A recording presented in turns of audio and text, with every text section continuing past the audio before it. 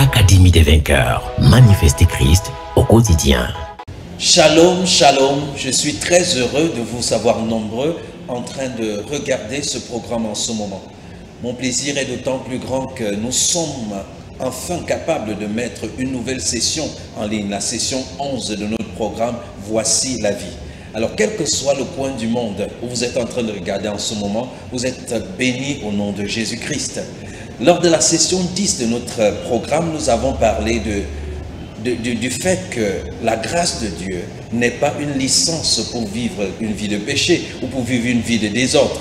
Beaucoup ont accusé ceux qui enseignent ou qui prêchent l'évangile de la grâce de Dieu comme étant en train d'encourager les gens à vivre une vie de péché, à vivre dans le désordre. Mais nous avons démontré dans l'émission 10 que cela n'était pas vrai, que la Bible n'était pas d'accord avec ces personnes et que c'était simplement une persécution selon qu'il est écrit dans le livre de Galates, que de même qu'en ce temps-là, Ismaël a persécuté Isaac, encore aujourd'hui, les fils de l'esclave persécutent les enfants de la femme libre.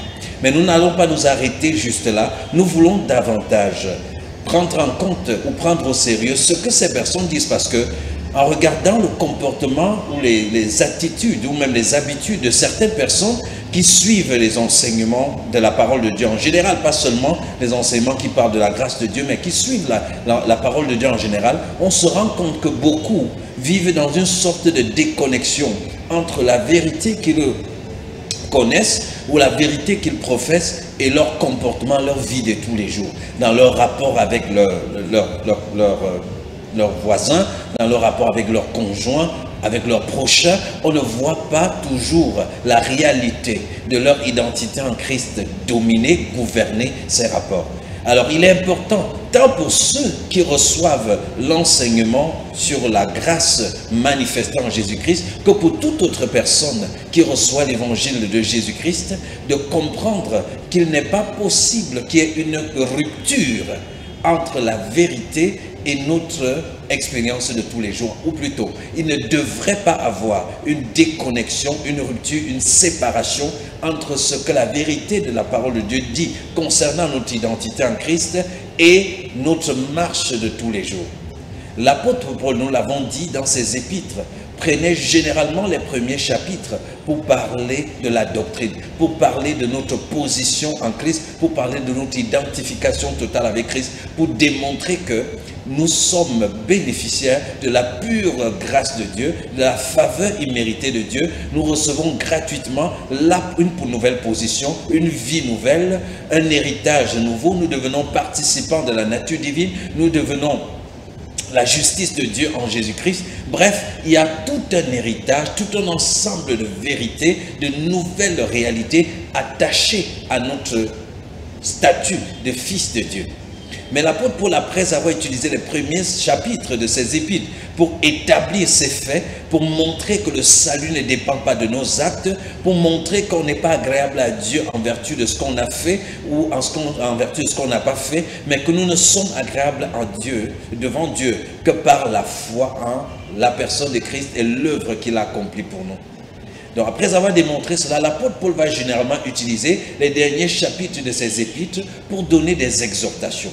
Vous comprenez? Donc la première partie, c'est la doctrine, c'est-à-dire les enseignements doctrinaux, mais la dernière partie, ce sont les exhortations. Alors ceux qui n'ont pas toujours compris la logique de l'apôtre Paul, sa démarche dans l'enseignement, ont souvent pris les exhortations pour venir annuler les vérités doctrinales qu'il avait expliquées. Ça veut dire dans Éphésiens, il explique que nous sommes participants de la nature divine, que nous sommes assis ensemble avec Christ dans les lieux célestes. Vous lisez, et quand vous commencez à arriver à Éphésiens 5, à Éphésiens 6, Paul commence à exhorter sur le comportement du chrétien, sur comment le chrétien devrait vivre sa vie. Ceux qui ne comprennent pas vont prendre ces versets pour venir annuler ce que l'apôtre Paul a enseigné au départ. Vous allez dans le livre de Galates, il va prendre de Galates 1 Galates chapitre 1 jusqu'au chapitre 4, il va démontrer que le salut c'est uniquement par la foi sans les œuvres. Et que toute personne qui veut se rendre agréable à Dieu par l'obéissance aux œuvres de la loi, par la pratique des œuvres de la loi, est sous la malédiction. Il va démontrer qu'Abraham a été juste devant Dieu, non pas en vertu de ses œuvres ou de son comportement, mais en vertu de sa foi. Maintenant, quand vous arrivez dans Galates chapitre 5, par exemple, le verset 25, il dit maintenant, puisque votre vie est dans l'esprit, marchez aussi selon l'esprit. Après, il commence à dire, les œuvres de la chair sont manifestes. Ce sont l'impudicité, ce sont le mensonge, c'est la magie, et ainsi de suite. Et il dit, marchez selon l'esprit et vous n'accomplirez pas les désirs de la chair. Maintenant, nous sommes là déjà dans des exhortations. L'exhortation veut dire rappeler à quelqu'un ce qu'il doit faire sur la base de ce qu'il a compris. Ça veut dire, on t'a d'abord enseigné quelque chose. Maintenant, on vient te stimuler, t'encourager, t'éclairer sur comment mettre cette chose en pratique. On vient te presser même pour que tu puisses te conformer dans la pratique à ce que tu as reçu comme enseignement. C'est ça le sens de l'exhortation. Donc, quand vous voyez l'apôtre Paul dans Galates 5 commencer à parler des œuvres de la chair, il n'est pas en train de donner un cours aux chrétiens sur le fait qu'ils sont des personnes charnelles qui doivent se battre pour se sauver, non? Il est simplement en train de leur dire, puisque vous avez donc la même identité que Christ, puisque vous êtes juste, puisque vous êtes saint, puisque toutes les réalités spirituelles sont établies du chapitre 1 jusqu'au chapitre 4 en ce qui vous concerne, maintenant laissez ces réalités spirituelles qui sont en vous par le Christ qui vous habite devenir manifestes dans votre marche de tous les jours.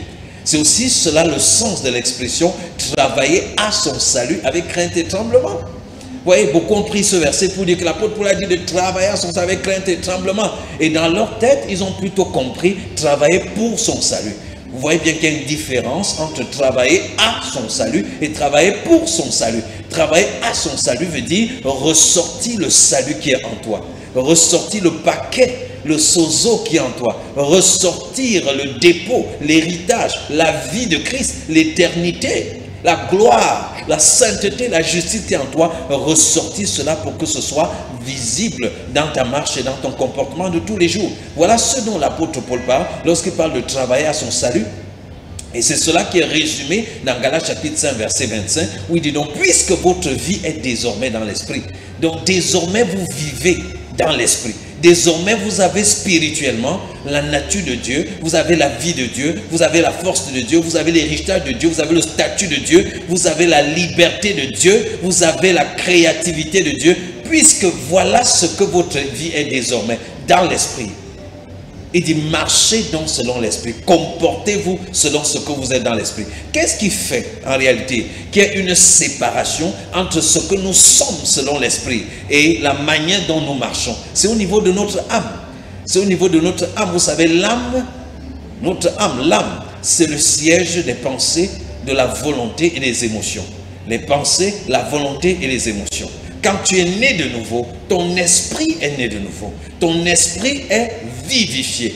Ton esprit reçoit par la présence du Saint-Esprit au travers de l'Évangile la vie de Dieu qui jaillit dans ton esprit et redonne la vie à ton esprit qui était mort. Là, tu es né de nouveau. Mais ton âme n'est pas née de nouveau. Ton âme qui est le siège des pensées, de la volonté, des émotions, est encore, vous voyez, les anciens systèmes de raisonnement que tu avais avant que ton esprit ne reprenne le contrôle, ne reprenne vie. L'ancienne manière de réfléchir, l'ancienne manière d'exprimer ta volonté, l'ancien système d'analyse des circonstances et des situations, ce système est encore là. Ce qui fait que ton esprit qui est en Christ a la réalité de Christ, la sainteté de Christ, la justice de Christ, la gloire de Christ. Tout cela est dans ton esprit en Christ. Alléluia, vous êtes devenus un seul et même esprit, vous vous souvenez de cela, n'est-ce pas? Nous l'avons expliqué. Donc maintenant, toutes ces vérités sont là dans ton esprit en Christ. Mais dans ta marche de tous les jours, ta marche de tous les jours est l'expression de ce qui se passe au niveau de ta volonté, au niveau de tes pensées, au niveau de tes émotions. Donc ta marche de tous les jours reflète directement ce qui vient de ton âme. Donc ton âme est entre ton esprit et ton corps. Et ce qui est dans ton esprit, pour se manifester dans ton corps, pour se manifester dans ton comportement de tous les jours, passe par ton âme, passe par ta volonté, passe par tes pensées, passe par tes émotions. Et si donc ta volonté ne se soumet pas à ce qui est dans ton esprit, ton comportement ne reflètera pas ce qui est dans ton esprit. C'est-à-dire, si ta volonté qui est dans ton âme ne se soumet pas à la volonté de Christ, à la sainteté de Christ qui est dans ton esprit, si ta volonté n'est pas éduquée à se soumettre à la sainteté qui est dans ton esprit, ta marche quotidienne ne sera pas sainte. Tu es saint, mais ta marche ne sera pas sainte.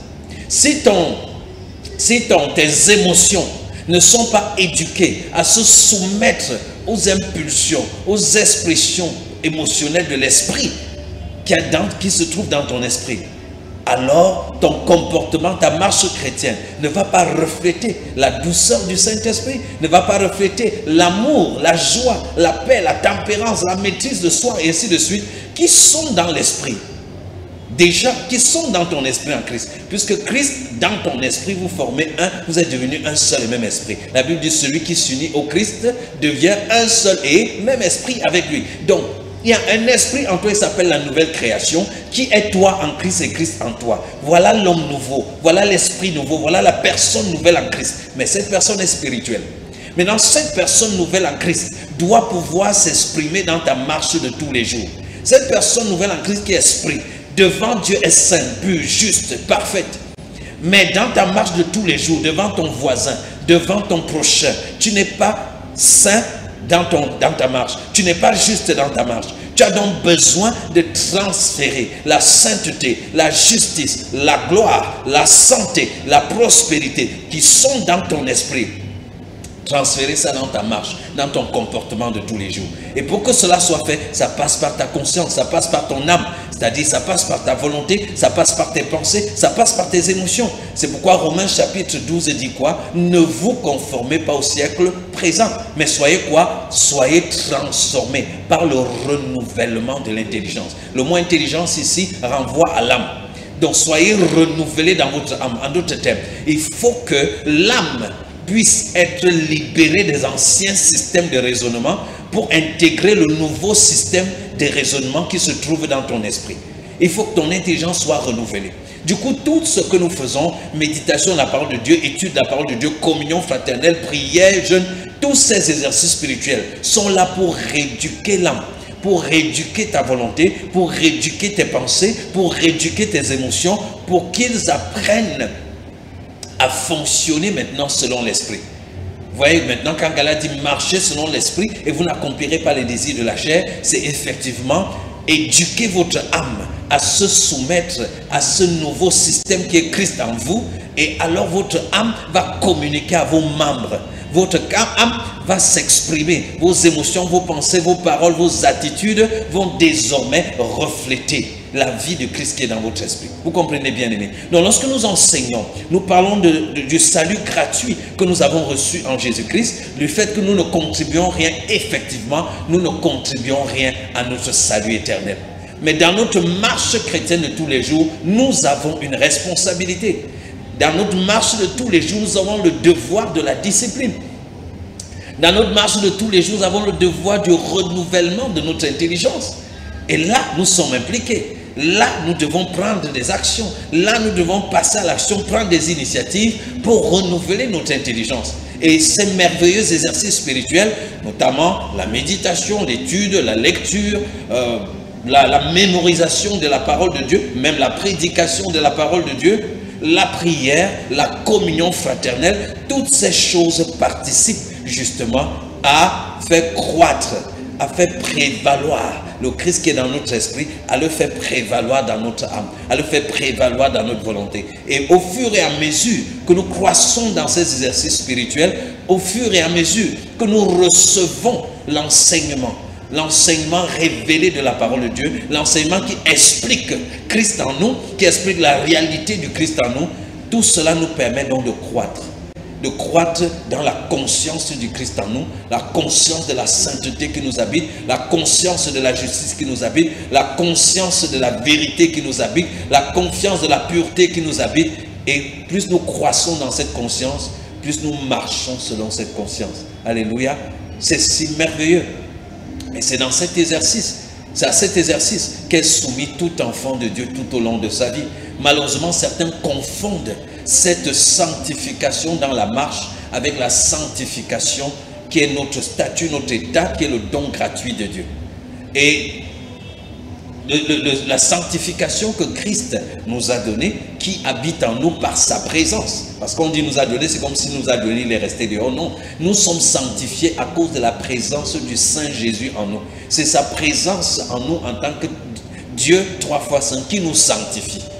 Vous comprenez? Maintenant, la marche selon cette sanctification engage de notre part la discipline des exercices et ainsi de suite. Donc, dans cette session aujourd'hui, je veux parler de 9 choses, 9 raisons pour lesquelles, bien que étant libre en Christ, tu es tenu de veiller sur ton comportement, tu es tenu de te discipliner, tu es tenu de marcher d'une manière digne de ce que tu es en Christ. Pourquoi? Si la grâce de Dieu nous rend libres, si la grâce de Dieu nous affranchit, si la grâce de Dieu ne nous tient plus pour condamner, si Romains 8 dit il n'y a donc maintenant aucune condamnation qui soit en Christ, pour ceux qui sont en Christ, pardon, car la loi de l'esprit de vie m'a affranchi de la loi du péché et de la mort. Si la Bible dit cela, pourquoi est-ce que j'ai besoin encore d'essayer de me circonscrire? J'ai besoin de marcher sur une certaine discipline. Est-ce que ce n'est pas retourner à la loi? Pourquoi est-ce que je ne peux pas m'habiller comme je veux? Pourquoi je ne peux pas aller où je veux? Pourquoi je ne veux pas faire ce que je veux avec qui je veux, puisque tout est permis? Pourquoi est-ce que si je ne vais plus aller en enfer, si je ne vais pas, vous comprenez, si tout cela est donc exclu, pourquoi ai-je besoin d'avoir une bonne conduite? Pourquoi ai-je besoin d'être conforme de me poser des restrictions?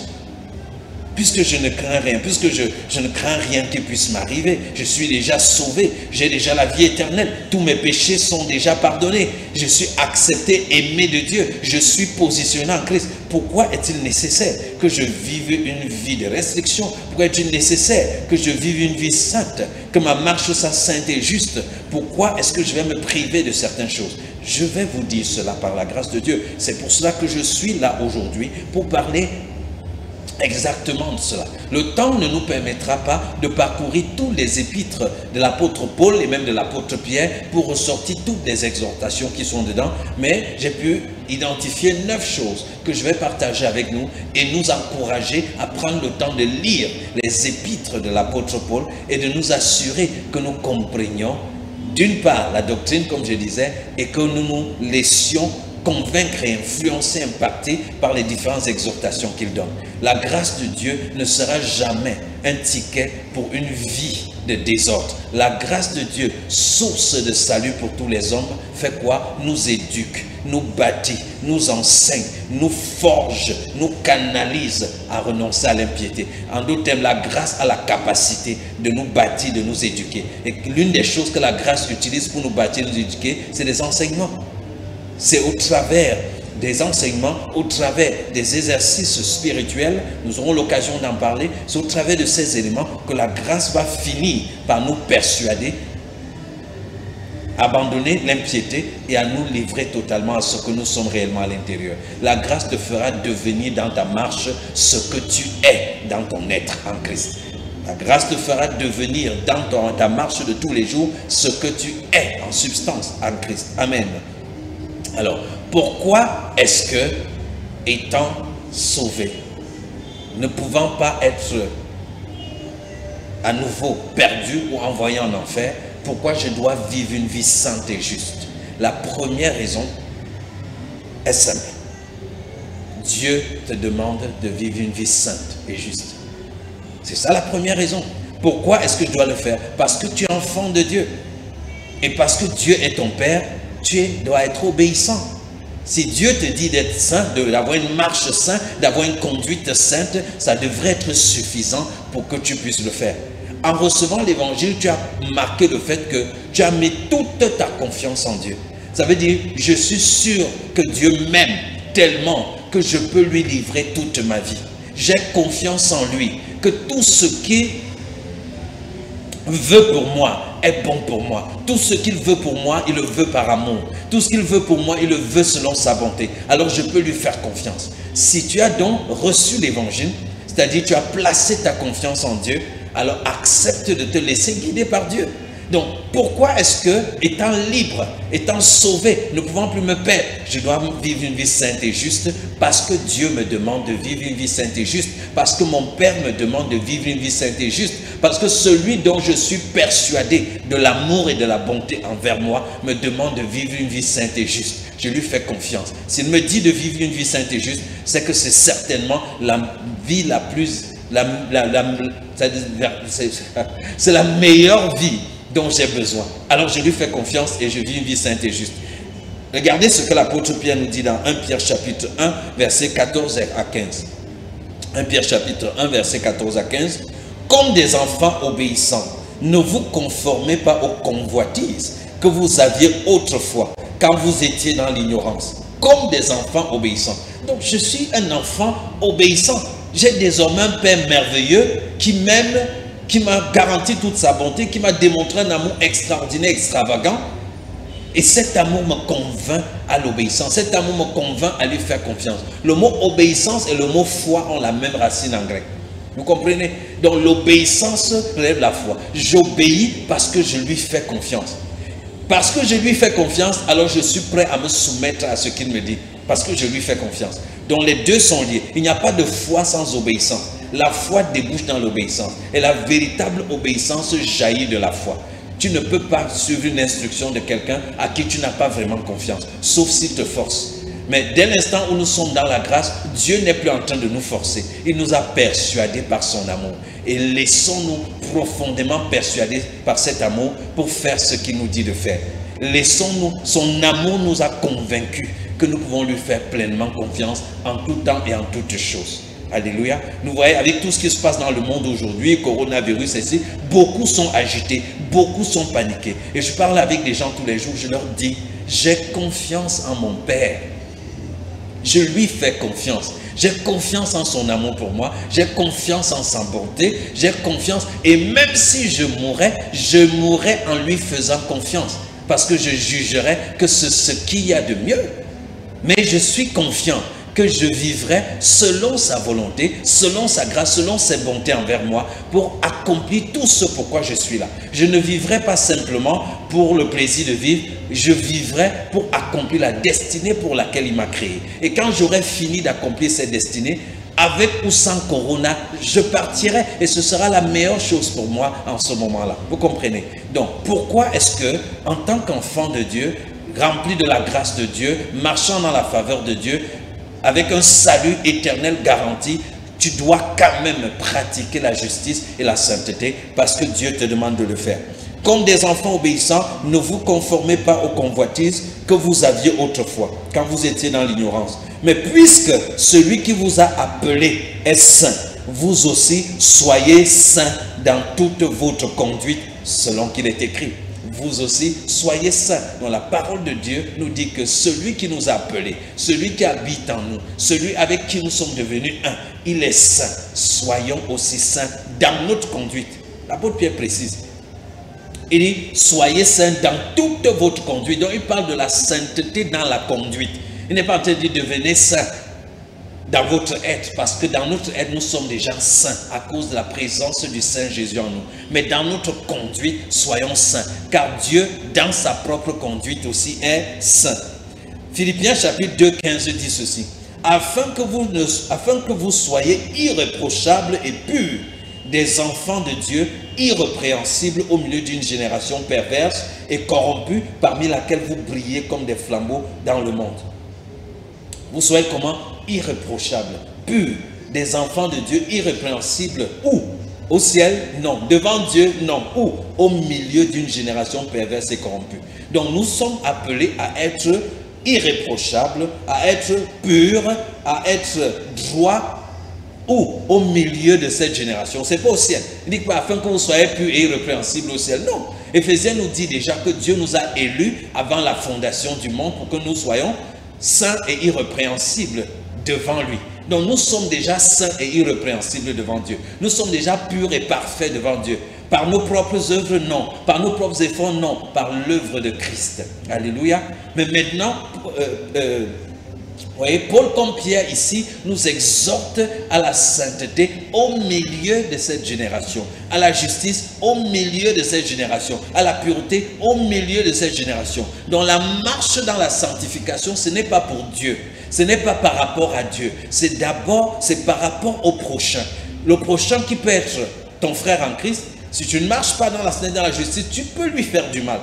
Ton prochain qui peut être ce nouveau converti, qui ne comprend pas encore un certain nombre de choses, ton attitude peut blesser et fragiliser sa foi. Ton prochain qui peut être le non-croyant, ton attitude peut voiler, peut le décourager, peut l'empêcher de recevoir l'évangile. Vous comprenez? Donc Dieu nous dit d'être saint, il est saint dans sa marche, il nous demande d'être saint dans notre conduite, il nous demande d'être saint au milieu de cette génération. Parce que nous sommes des enfants qui lui faisons confiance, parce que nous sommes des enfants par là, donc obéissants, nous nous soumettons à cela. Voilà la première raison pour laquelle, étant libres en Christ, nous choisissons quand même de nous mettre des restrictions. Étant libres en Christ, de faire tout ce que nous voulons faire, nous choisissons tout de même de ne pas faire tout ce qui nous plaît, mais de rechercher ce qui est utile, ce qui édifie le plus grand nombre, le chrétien comme le non-chrétien. La deuxième raison pour laquelle nous devons marcher dans la sainteté, dans la justice, c'est simplement parce que c'est le comportement naturel des gens du royaume. Quand tu as reçu l'évangile de Jésus-Christ, la Bible dit que tu as été transporté du royaume des ténèbres à la lumière. Et quand tu as été transporté du royaume des ténèbres à la lumière, il y a une manière dont tu te comportais. Il y avait une conduite dans le royaume des ténèbres. Mais dans ce nouveau royaume, il y a également des principes qui régissent ce royaume et il y a donc une nouvelle conduite. Ayant changé de royaume, c'est normal que tu changes de conduite. Tu ne peux pas dire que non. Avant, je ne connaissais pas Dieu, j'étais sous l'emprise du monde des ténèbres et puis je mentais, je volais, je faisais ci, je faisais ça, j'agressais les gens, je méprisais les gens, Et puis, bon, maintenant j'ai changé de royaume, je suis entré dans un royaume merveilleux, un royaume glorieux, j'ai expérimenté l'amour et la bonté de Dieu, et puis tu dis, mais je vais quand même continuer de mentir, de voler, de me comporter comme je me comportais quand j'étais sous l'oppression. Non. La raison pour laquelle, étant non-croyant, tu faisais toutes ces choses, c'est parce que tu étais gouverné par un tyran qui habitait à l'intérieur de toi, qui s'appelait Monsieur Péché, et tu étais son esclave. Donc tu ne faisais pas ces choses par toi-même, il te forçait à faire ces choses. Maintenant, l'évangile de Jésus-Christ t'a libéré de ce tyran qui ne peut plus te forcer à faire quoi que ce soit. Tu es donc libre de ses oppressions, tu es donc libre de ses menaces. Maintenant, étant libre de tout cela, soumets-toi au nouveau, si tu veux, entre guillemets, tyran. Le nouveau royaume a un roi qui, lui, cependant, n'est pas un tyran, qui lui t'a donné tout ce qu'il est, sa substance, afin que tu puisses te sentir aussi libre dans le royaume là que lui-même il est libre. Pourquoi rentrer avoir un comportement d'esclave soumis au péché? Pourquoi continuer de vouloir te laisser assujettir par l'ancien roi, par les systèmes et les pensées de l'ancien roi qui en réalité te forçait à faire ce que tu ne voulais pas, alors que maintenant tu es dans un nouveau royaume où personne ne te force à faire quoi que ce soit, où il s'agit simplement de jouir des mêmes privilèges que le roi du royaume, de laisser la vie de ce roi s'exprimer au travers de toi, un roi qui t'a aimé, qui a prouvé sa bonne volonté à ton endroit. Alors fais-lui confiance, sois soumis et laisse que sa bonne volonté qu'il t'a prouvée en te faisant sortir de l'autre royaume, que cette bonne volonté continue de s'exprimer au travers de toi. Voilà la deuxième raison. Et nous allons lire Romains chapitre 14, versets 16, là, 16 et 17. Là, il est écrit que votre privilège ne soit pas un sujet de calomnie. Car le royaume de Dieu, ce n'est pas le manger et le boire, mais la justice, la paix et la joie par le Saint-Esprit. Verset 18 dit, celui qui sert Christ de cette manière est agréable à Dieu et approuvé des hommes. Ainsi donc, recherchons ce qui contribue à la paix et à l'édification mutuelle. Remarquez, et c'est très important, que votre privilège ne soit pas un sujet de calomnie. Donc, votre vie chrétienne n'engage pas que vous. Votre vie chrétienne n'engage pas que vous. Votre vie chrétienne engage votre prochain. Vous ne pouvez pas vivre votre vie chrétienne sans tenir compte de ceux qui vous entourent. Vous ne pouvez pas vous permettre juste tout ce que vous avez envie de vous permettre parce que vous êtes libre en Christ sans tenir compte de l'impact ou de l'influence que ça va avoir sur ceux qui vous entourent. puisque vous êtes l'expression visible du Christ invisible en ce moment sur la terre. Donc si les autres doivent voir Christ, si les autres doivent expérimenter le même salut que vous, si les autres doivent croître, être passionnés dans la croissance spirituelle, ils doivent vous observer, ils doivent voir Christ, voir son amour, voir sa bonté, sa paix, voir son pardon, voir sa maîtrise de soi, voir toutes ces choses au travers de toi. Tu es devenu l'affiche qui brandit Christ. Tu es devenu le témoignage de Christ au milieu de ces personnes. Donc il dit que votre liberté en Christ ne doit pas devenir un sujet de calomnie. Tu ne dois pas dire que non, mais vraiment quand je m'habille, j'aime me sentir bien dans mon habit. Moi je m'en fous de ce que les gens pensent. Non, ne t'en fous pas de ce qu'ils pensent. Habille-toi plutôt de manière à les faire penser à Christ, à leur faire penser à ce qui est pur, à ce qui est saint, à ce qui est honorable. Si tu ne fais pas cela, tu es en train de pécher contre ses frères. Et en péchant contre ses frères, tu pêches contre Christ. Ça veut dire que quoi? Tu manques le but par rapport à la présence de Christ dans ta vie.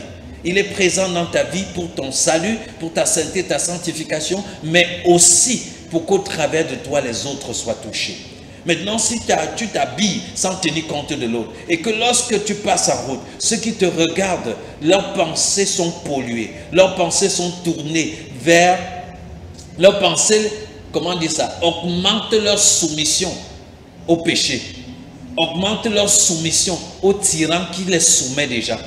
Est-ce que tu seras en train d'accomplir une bonne chose? Seras-tu donc en train de montrer ta reconnaissance à Christ pour l'œuvre qu'il a faite pour toi? Non, nous ne pouvons pas vivre comme ça. Donc il est important, il dit ici, que votre privilège ne soit pas un sujet de calomnie. Et il dit, le royaume des cieux n'est pas une question de manger, de boire, mais c'est la justice, la paix et la joie dans le Saint-Esprit. Le royaume des cieux ne consiste pas à satisfaire les désirs de la chair. Oh oui, maintenant je suis enfant de Dieu, ça veut dire que les meilleures voitures de la terre m'appartiennent, ça veut dire que je dois manger à satiété tout le temps, ça veut dire que nous voulons tous prendre avantage de ce que le statut de fils de Dieu nous offre. Mais ce n'est pas ça en réalité. Les choses que ce statut nous offre sont plus grandes, sont plus profondes, sont plus glorieuses, sont plus valeureuses que ces bling-bling apparentes de la terre. Tu n'as pas besoin d'être enfant de Dieu pour avoir une voiture. Il faut savoir avoir une bonne intelligence financière, savoir comment bien placer de l'argent et tu susciteras de l'argent pour t'acheter des voitures. Tu n'as pas besoin d'être enfant de Dieu pour, je ne sais pas, pour manger à satiété, pour manger dans les meilleurs restaurants. C'est juste une question d'intelligence financière. C'est une question de la culture, de savoir développer des projets, de comprendre comment s'y prendre. Tous ceux qui mangent dans les restos où tu rêves à aller ne sont pas chrétiens, n'ont même pas eu besoin d'être chrétiens. Tous ceux qui roulent dans les voitures dans lesquelles tu aspires rouler ne sont pas chrétiens, ils s'en foutent même de Christ. Tous ceux qui sont les entreprises qui sont les chefs d'entreprise où tu serais même employé, et tu n'es même pas l'employé le mieux payé, ne sont pas nécessairement chrétiens. Il faut que nous comprenions que le but de la spiritualité, ce n'est pas d'obtenir les choses passagères de la terre. La spiritualité en soi s'exclut justement des choses passagères apparentes. Je suis amusé et attristé en même temps sur Facebook lorsque je vois les gens dire « Oh ben voilà ». Les gens qui croient en Christ, ils sont en train de croire à un Dieu qui n'est pas leur Dieu. Les Africains devraient retourner croire en leur propre Dieu. Depuis que vous croyez en Jésus, ça vous a donné quoi? L'Afrique ne fait que s'appauvrir. L'Europe avance et ainsi de suite. Et je me suis dit, ils n'ont rien compris de la spiritualité. La spiritualité, même quand elle sera africaine, n'a pas pour but d'obtenir les choses matérielles. Pour développer un pays, il faut un ensemble de choses. La spiritualité a un rôle à jouer, mais le but de la spiritualité, ce n'est pas construire les écoles. Le but de la spiritualité, ce n'est pas donner beaucoup d'argent aux gens. La spiritualité touche à autre chose, qui peut avoir pour effet secondaire construire des écoles, qui peut avoir pour effet secondaire qu'on ait de l'argent ou pas. La spiritualité t'amène à une dimension où, argent ou pas, tu es heureux et épanoui et au repos. La spiritualité t'amène à une dimension où, avec développement ou pas, tu es heureux et épanoui. La spiritualité te fait transcender un certain nombre de choses. Donc, toutes les spiritualités qui voient pour aboutissement la construction des choses apparentes de la terre sont des spiritualités erronées, qu'elles soient chrétiennes ou pas. La vraie spiritualité t'amène à dépasser ces choses, à dépasser ces choses. Elle peut passer par ces choses, vous comprenez, pour t'amener à dépasser ces choses. Lorsque tu viens à Christ, tu as un héritage, tu as une autorité, tu as accès à tout, tout est à toi. Maintenant, Christ t'invite à renoncer à tes privilèges en Christ dans le but d'aider le plus grand nombre de personnes à parvenir à quoi? À la justice, à la paix et à la joie dans le Saint-Esprit. Vous voyez? Il dit le royaume des cieux n'est pas une question de manger ou de boire, mais c'est la justice, la paix et la joie dans le Saint-Esprit. Ces mots semblent ne vouloir rien dire. Pour certains, à côté d'une grosse voiture qu'ils aimeraient avoir en tant qu'enfants de Dieu, des grosses maisons qu'ils aimeraient construire, de tous les pays qu'ils aimeraient visiter, de toutes ces choses apparentes, du mariage qu'ils aimeraient obtenir, quand on dit le royaume de Dieu consiste la justice, la paix et la joie dans le Saint-Esprit. Justice, paix et joie dans le Saint-Esprit, sans voiture, sans mariage, sans ceci. Oui, la spiritualité nous amène à transcender justement. Le mariage est une bonne chose. Rouler dans une voiture, c'est une bonne chose. Une maison, voyager, c'est pas mal. Mais quand vous commencez à voir en cela la chose ultime, l'aboutissement, le but même de votre existence, quand vous commencez à faire de jouir de ces choses, la mesure même de votre acceptation de Dieu, de votre bénédiction de Dieu, la mesure même de votre joie et de votre bonheur, vous êtes déchus de la vraie spiritualité. Vous n'êtes plus dans la spiritualité. La spiritualité, c'est le dépouillement. La spiritualité, c'est le détachement. La spiritualité vient d'esprit. C'est vivre à partir de la dimension spirituelle. C'est vivre à partir de cette dimension. Et à partir de cette dimension, la satisfaction, le bonheur se trouve dans la découverte et l'appropriation de notre conformité à la divinité. Le bonheur et le repos se trouvent dans la découverte de notre vrai être, qui n'est nul autre que Dieu. La découverte de Dieu, l'identification totale à Dieu. Dieu n'a pas besoin de convoiter des voitures, il n'a pas besoin de convoiter des maisons ou des voyages. Il va où il veut, il a ce qu'il lui faut pour faire ce qu'il doit faire. Vous comprenez, bien-aimés? Ça peut être un message un peu trop costaud, c'était peut-être pas l'orientation de ce partage, mais on s'y retrouve là, et gloire au Saint-Esprit. Donc Romains chapitre 14, verset 18 dit, celui qui sait Christ de cette manière agréable. Alors il dit, le royaume de Dieu n'est pas manger, boire, mais c'est la justice, la paix et la joie dans le Saint-Esprit. Celui qui sait Christ de cette manière agréable et est approuvé de Dieu. Vous voyez, il est agréable à Dieu et est approuvé, des hommes.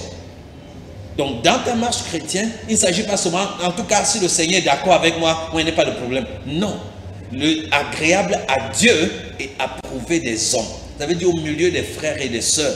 Ce que tu fais doit avoir un impact positif, un impact qui les rapproche de la connaissance de Dieu ou qui les fait croître dans la connaissance de Dieu. C'est une responsabilité que tu dois accepter en tant que fils de Dieu. Ne sois pas un fils insensé, ne sois pas un fils bébé qui veut juste tirer avantage de ce qui est là et puis s'en fout de ce que ça a comme conséquence sur les gens. Non, cette irresponsabilité n'est pas de notre royaume. Nous sommes sur le point 2 qui dit, pourquoi est-ce que je dois vivre, avoir une marche sainte et juste tous les jours, simplement parce que c'est comme ça les principes de notre royaume. C'est la conduite naturelle des personnes de notre royaume. Alléluia.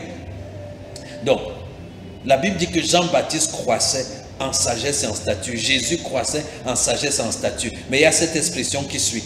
Se rendant agréable à Dieu et aux hommes. Se rendant agréable à Dieu et aux hommes.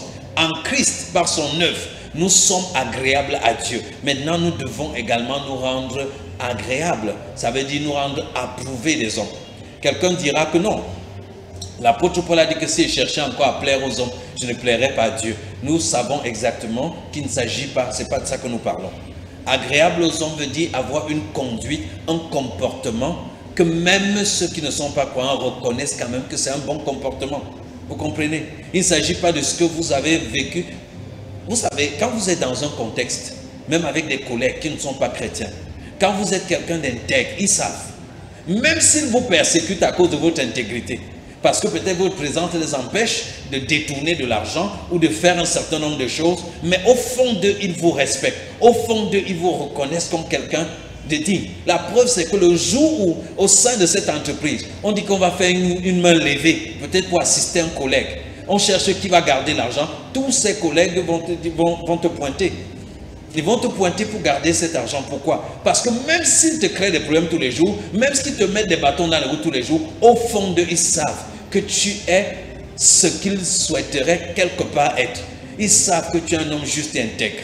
Donc, lorsqu'on dit qu'il faut se rendre agréable aux hommes, se rendre agréable à Dieu et aux hommes, il ne s'agit pas de se compromettre pour faire plaisir aux hommes, mais il s'agit d'avoir une attitude que les hommes, au milieu des hommes, une conduite telle que eux-mêmes, ils ne te reprochent rien. Ça veut dire quand ils ont quelque chose à te reprocher, c'est simplement à cause de la persécution. L'apôtre Pierre nous dit cela aussi. Vous devez être irréprochable au milieu des non-croyants pour que là même où ils nous calomnient, qu'ils soient embarrassés, qu'ils se trouvent confus.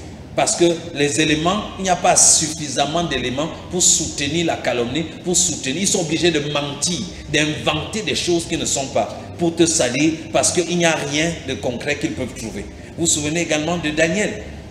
La Bible dit que le seul moyen de le rendre coupable de quelque chose, c'était d'aller dans la parole de Dieu.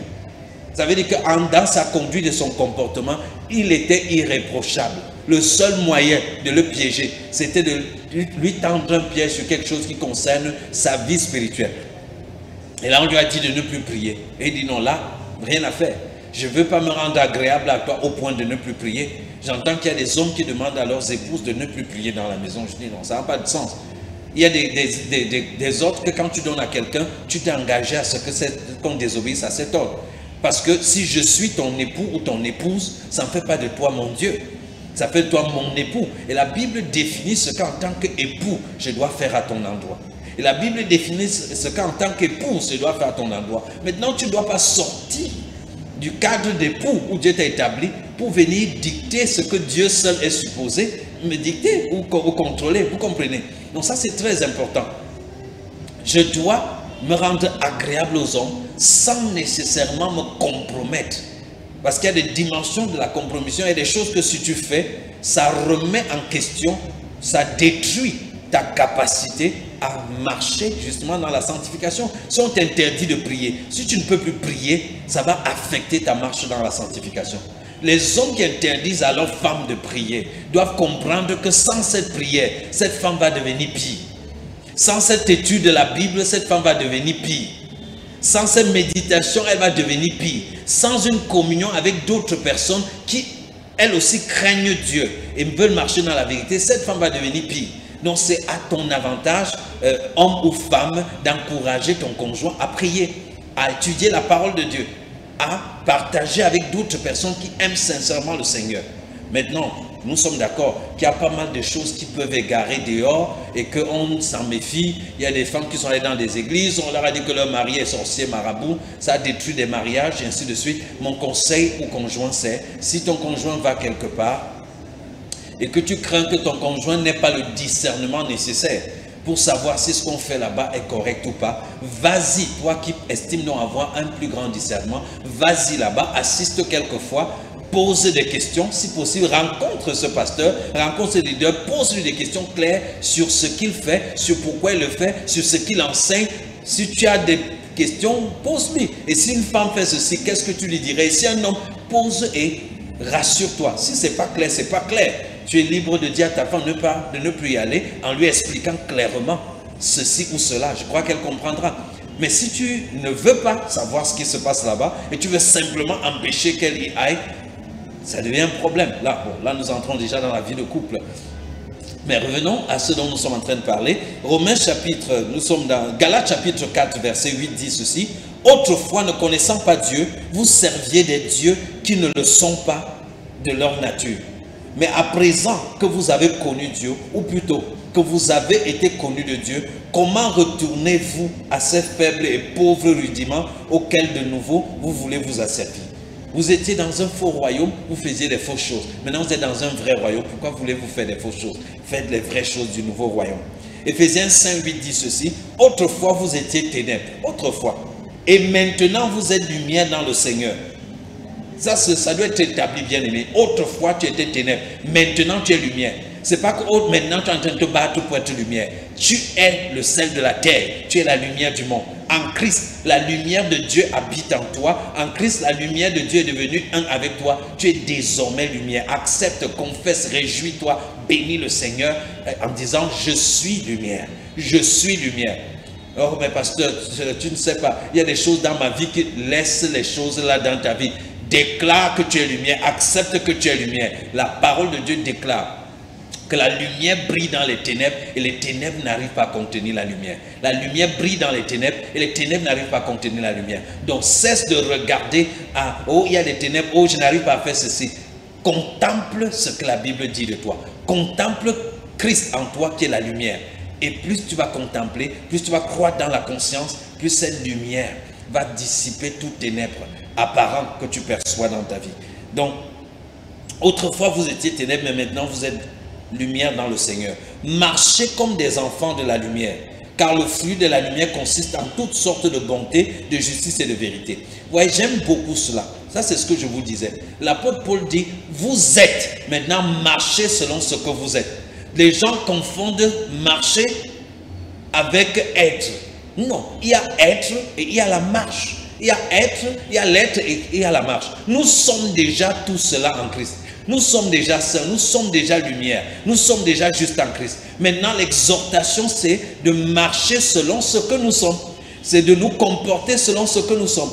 Nous ne pouvons pas marcher selon la lumière si nous n'avons pas la lumière, si nous ne sommes pas lumière. Nous ne pouvons pas nous comporter selon ce qui n'est pas en nous. Vous comprenez? La loi, ceux qui prêchent, enseignent la loi, le légalisme disent efforce-toi de faire telle chose. C'est tant tes efforts. Ça veut dire que tu n'as pas ça en toi, tu n'es pas cela, mais tu dois faire semblant. Tu dois faire comme si tu étais cela. Un peu un chat à qui on dit d'aboyer. Tu n'es pas un chien, mais tu dois t'efforcer d'aboyer. Et le chat va faire ses meilleurs efforts et finir frustré parce que ce n'est pas dans la nature du chat d'aboyer. Mais celui qui a la nature du chien, on a seulement besoin de le pousser à aboyer et il va aboyer naturellement parce que c'est dans sa nature. Il faut être juste pour marcher selon la justice. Il faut être saint pour marcher selon la sainteté. Il faut être lumière pour marcher selon la lumière. Donc maintenant que tu es lumière en Christ, marche donc selon la lumière. Et il ne s'arrête pas là, il nous dit en quoi consiste la marche selon la lumière. Il dit, le fruit de la lumière consiste en toutes sortes de bonté et de justice et de vérité. Sois bon, sois juste dans tes interactions, dans ta marche dans la société, avec les personnes qui t'entourent. Sois vrai, marche dans la vérité. Ne fais pas semblant, ne prétends pas ce que tu n'es pas. Sois vrai. Vous comprenez? Donc, là, c'est l'exhortation à se conduire d'une certaine façon. Ensuite, il dit, rendez grâce au Père qui vous a rendu capable d'avoir part à l'héritage des saints dans la lumière, qui nous a délivrés de la puissance des ténèbres et nous a transportés dans le royaume du Fils de son amour. Il nous a fait quoi? Il nous a délivrés de la puissance des ténèbres et nous a transportés dans le royaume du Fils de son amour. Il nous a délivrés de la puissance des ténèbres et nous a transportés. Vous voyez, on a été délivrés de la puissance des ténèbres. Pas qu'on sera délivré si on n'a pas fait une prière de délivrance. Quand tu as reçu l'évangile, tu as expérimenté par là même. Tu as reçu par là même la délivrance de toute la puissance des ténèbres. Et non seulement tu as été délivré, mais tu as été transporté. Dis à quelqu'un, j'ai été transporté. Tu as été transporté où? Dans le royaume du Fils de son amour. Tu es dans le royaume de Jésus. Le royaume de Jésus, là-bas tout le monde est roi. Il est le roi des rois, nous sommes tous des rois. Il nous a donné accès aux mêmes privilèges. Imaginez un royaume où tous les citoyens ont les mêmes droits que le roi, ont la même nature que le roi, ont la même joie que le roi, la même autorité que le roi, la même bénédiction que le roi, la même position que le roi. C'est un royaume merveilleux. Il nous a fait co-héritiers du Père. Il nous a fait héritiers du royaume de Dieu. Donc nous sommes membres de ce royaume. Vous voyez, ça c'est la deuxième raison importante pour laquelle nous devons marcher selon la justice et la sainteté, bien qu'étant libres, bien que n'étant plus condamnés en Christ, mais à cause du royaume. Le royaume a un principe, c'est notre nature, notre royaume, on vit en tenant compte des autres. On vit en tenant compte des autres parce que celui qui nous a sauvés parce qu'il n'a pas tenu compte de lui seul, il a tenu compte des autres. Celui-là qui nous a sauvés, c'est par ce principe-là qu'il nous a sauvés. Une vie qui n'est pas focalisée sur soi-même, mais qui tient compte des autres. Nous aussi, étant habités, étant devenus une même chair, un même esprit avec celui-là, nous aussi ce principe-là habite en nous. Il ne s'agit pas d'aller chercher ça quelque part. Il ne s'agit pas de dire qu'il ira au ciel, faire descendre Jésus pour qu'il mette en moi, car Jésus est déjà descendu. Il vit en toi. Ce principe qui est en lui est aussi en toi. Tu dois simplement le laisser s'exprimer au travers de toi. Tu as besoin d'éduquer ton âme, de cultiver ta volonté, tes émotions, tes pensées, à accepter le fait que Jésus-Christ habite en toi. Et le Jésus qui habite en toi n'est pas Jésus -1 ou -2. Jésus dans sa totalité habite en toi. Si tu acceptes cela, alors tu peux le laisser s'exprimer. Vous savez, il y a quelques jours, quelqu'un m'écrivait sur une de mes pages Facebook, la page Facebook Dr François Tidier. Si vous n'êtes pas encore sur cette page, trouvez la page Dr François Tidier et cliquez j'aime et vous allez suivre toutes les publications qui sont faites. Alors la personne me dit, vraiment docteur, je crois que vous manquez de discernement dans ce que vous avez dit parce que vous aurez dû vous poser la question, qu'est-ce que Jésus aurait fait à ma place? Qu'est-ce que Jésus aurait fait à ma place? Donc il me dit, j'ai répondu à quelqu'un, il dit, ma réponse a manqué de discernement. J'aurais dû me poser la question, qu'est-ce que Jésus aurait fait à ma place à l'endroit de ce temps? Et de nombreux chrétiens pensent qu'ils doivent vivre leur vie en se demandant qu'est-ce que Jésus aurait fait à leur place et alors faire cela. Je sais qu'il y a même eu tout un mouvement à l'époque, il y a eu les livres What Will Jesus Do qui ont circulé, ça a été tout un mouvement dans le monde. Mais laissez-moi vous dire que c'est une erreur. C'est une erreur de vivre sa vie chrétienne en disant, quand je suis face à une situation, je dois me poser la question, qu'est-ce que Jésus aurait fait à ma place? Alors imaginez ce que Jésus aurait fait et faire. Il ne s'agit pas d'imaginer ce que Jésus aurait fait. Ce Jésus-là habite en toi. Tu as la pensée de Christ. Il réside désormais à l'intérieur de toi. Il s'agit de cultiver la conscience de Christ de manière à ce que face à une situation, l'esprit de Christ, la pensée de Christ, la volonté de Christ, les émotions de Christ s'expriment naturellement au travers de toi. Nous continuons de penser à un Jésus qui est à l'extérieur de nous, à un Jésus qui est assis quelque part dans un endroit loin qu'on appelle le ciel. Et quand nous sommes face à une situation, on se dit que bon, si Jésus était ici, qu'est-ce qu'il allait faire? Si Jésus était face à cette situation, c'est vrai qu'il n'est pas là, mais s'il avait été là, qu'est-ce qu'il aurait fait? Bon, un jour, il avait guéri quelqu'un. Ça veut dire qu'il devait guérir cette personne. Non, non, non, c'est pas comme ça que ça fonctionne. J'ai été crucifié avec Christ. Si je vis, ce n'est plus moi qui vis. C'est le Christ qui vit en moi. Ayez en vous les mêmes sentiments qui étaient en Jésus-Christ. Vous avez la pensée de Christ. Laissez Christ s'exprimer au travers de vous. Ne passez pas le temps à vivre en pensant qu'il y a un Christ quelque part. Et vous devez imaginer comment il se comporte. Non, il n'y a rien à imaginer. Il vit en toi. Apprends à penser, accepter qu'il vit en toi. Apprends à penser que sa sainteté habite en toi. Sa justice habite en toi. Le glorieux Christ est en toi. Le sage Christ est en toi. Le parfait Christ est en toi. C'est en pensant, c'est en ayant cette conscience que tu le verras s'exprimer naturellement chaque jour. Il priera au travers de toi et tu vas te mettre à prier. Il parlera au travers de toi et tu vas te mettre à parler. Jésus dit les paroles que je vous dis. Il dit ça ne vient pas de moi, ça vient du Père qui habite en moi. Il dit que les œuvres que je fais, ce n'est pas moi qui les fais, c'est le Père qui habite en moi qui les fait. Et il dit que quoi? Afin que tout soit un. Comme toi, le Père et moi, nous sommes un. Je veux qu'eux aussi, ils soient un comme ça avec nous. Jésus est en train de dire que le même type de communion, le même type de communion que j'ai avec le Père, c'est ça que je veux, Père, que eux, ils aient avec moi. Donc comme Jésus disait, celui qui m'a vu a vu le Père. Tu dois pouvoir dire, bien-aimé, celui qui m'a vu a vu le Christ. Donc comme le Père était dans le Fils, agissant, parlant. Ouais, Jésus, il a 30 ans, il voit une vieille maman de 80 ans dans le temple, il dit, ma fille. Comment lui, un garçon de 30 ans, peut dire à une maman de 80 ans, ma fille? Ce n'est pas lui qui parle, c'est le Père qui est en lui, qui est en train de parler. C'est pourquoi il peut appeler cette maman, cette grand-mère, ma fille. Vous comprenez? Donc Jésus dit, le Père qui habite en moi parle au travers de moi. Si vous voulez, entre guillemets, je suis possédé par le Père. S'il parle à travers ma bouche, il pense à travers ma tête et il agit au travers de mes mains.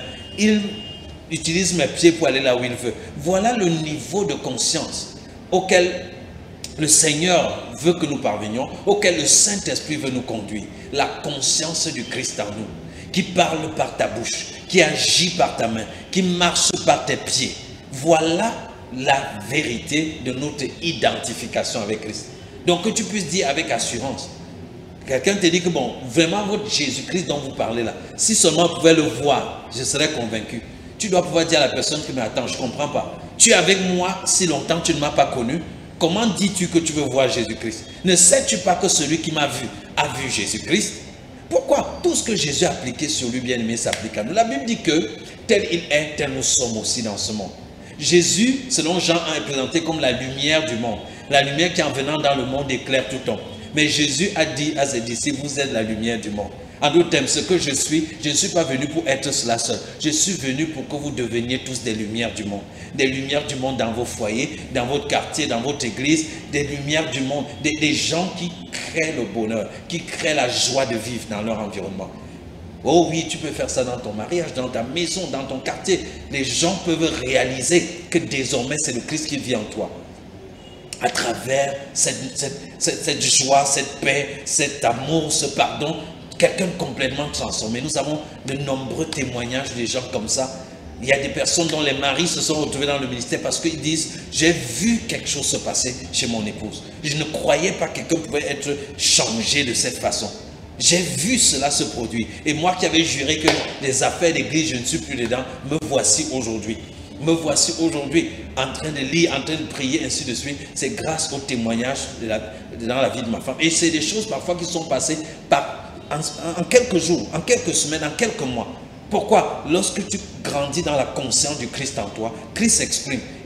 Son caractère s'exprime. Tu es une personne colérique et même coléreuse. Si tu commences à voir le Christ doux qui habite en toi, tu vas voir sa douceur va dominer et va prévaloir et ton âme sera remplie de douceur et ta marche sera douce. Si tu commences à contempler le Christ, si tu es quelqu'un d'agressif, tu es quelqu'un de menteur et de toute autre chose, tu contemples le Christ vrai. Tu le contemples dans sa puissance et dans sa grandeur. Tu médites la parole de Dieu, tu découvres tu découvres ce que la Bible dit concernant ton toi et Christ. Tu réalises que ce n'est plus toi qui vis. Ça va t'amener à une conscience du fait que tu es mort selon tes envies, selon tes désirs, selon tes penchants, et que c'est le Christ qui a pris la relève. Et en pensant de cette façon, tu vas voir cela s'exprimer au travers de toi. Donc, bien-aimé, bien qu'étant sauvé, ayant un salut gratuit, n'ayant plus aucune condamnation, n'étant plus condamnable, nous avons une responsabilité, celle, premièrement, d'être des enfants obéissants à celui qui nous a tant aimés. La foi, c'est l'obéissance. Ça, c'était la première chose. La deuxième chose, nous avons également le devoir de vivre selon les principes naturels du royaume auquel nous appartenons. En d'autres termes, laisser la vie du royaume qui nous a été gratuitement donnée s'exprimer. Et quelle est cette vie du royaume? C'est la vie qui tient compte du prochain. C'est la vie qui ne vit pas pour soi-même. C'est la vie qui vit selon l'amour de Christ, qui est l'amour qui tient compte du prochain pour ne pas faire ce qui va empêcher le prochain de lui aussi vivre une vie épanouie, de lui aussi découvrir le salut, de lui aussi croître dans la connaissance de Dieu.